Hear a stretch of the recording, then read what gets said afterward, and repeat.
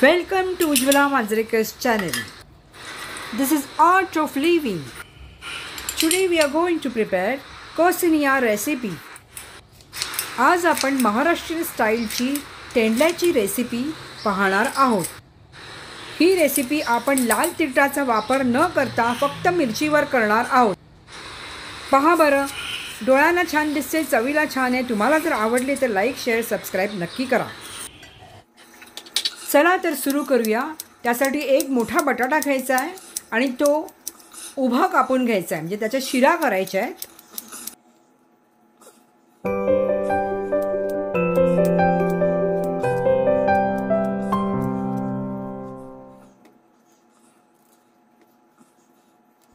त्यानंतर 3 कांदे घेऊन ते देखील उभे कापून घ्यायचे आहेत.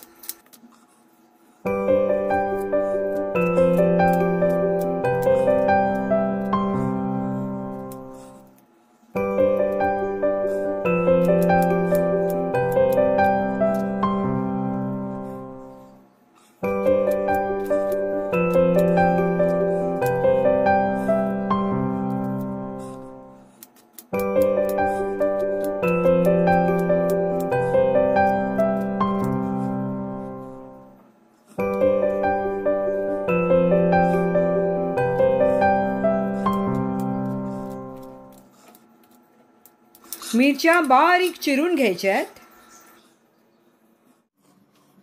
आता उभे कापलेले बटाटे कुकरच्या खाली भोकं असलेल्या भांड्यामध्ये ठेवायचे.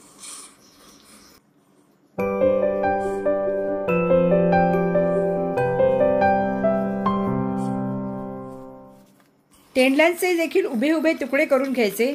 असे तुकडे केलेले तेंडली तुम्हाला बाहेर देखील मिळते किंवा तुम्ही तुकडे आधीच करून फ्रीजमध्ये ठेवायचे आणि करतेवेळी या तुकड्यांचा वापर करायचा. आता हे भांडे कुकरच्या दुसऱ्या भांड्यावर ठेवायची. दोन्ही भांडी कुकरच्या स्टँडवर ठेवायची.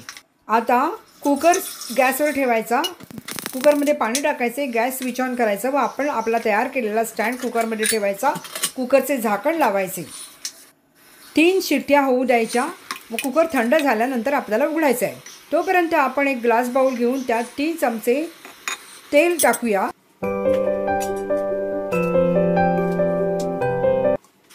आता या तेलात पाव चमचा मोहरी, पाव चमचा जिरे, पाव चमचा हळद टाका.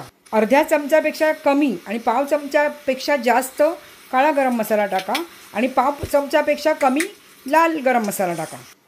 आता पाव चमचा सुकलेल्या कढीपत्त्याची पावडर टाका. पाव चमचा हिंग टाका.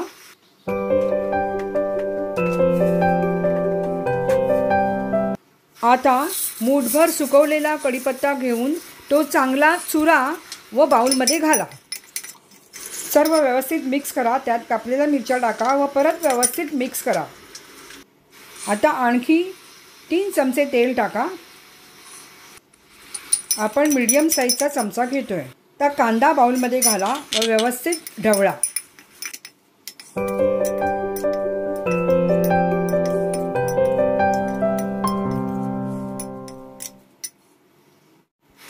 आता हे बाउल 3 मिनिटांसाठी मायक्रोवेव्ह करायचे आहे.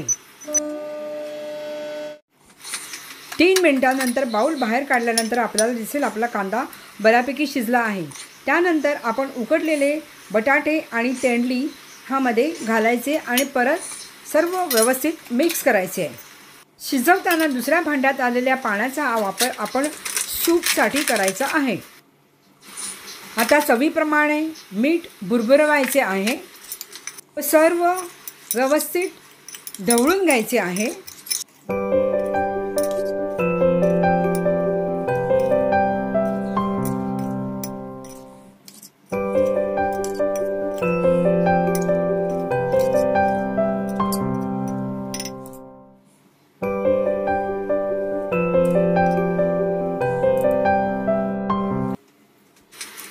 आता यात मुठभर कोथिंबीर बारीक कापून घालायची.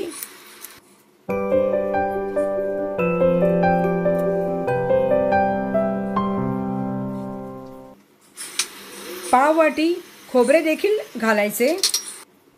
आता हे सर्व व्यवस्थित मिक्स करायचे व तेंडली आणि बटाटा शिजले आहे की नाही हे 2 बोटांमध्ये दाबून व्यवस्थित चेक करायचे.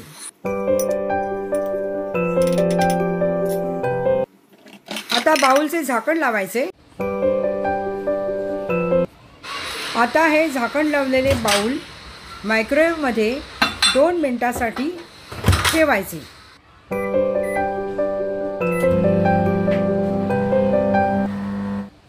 2 मिनिटांनंतर मायक्रोवेव्हमधून आपले बाउल बाहेर काढायचे.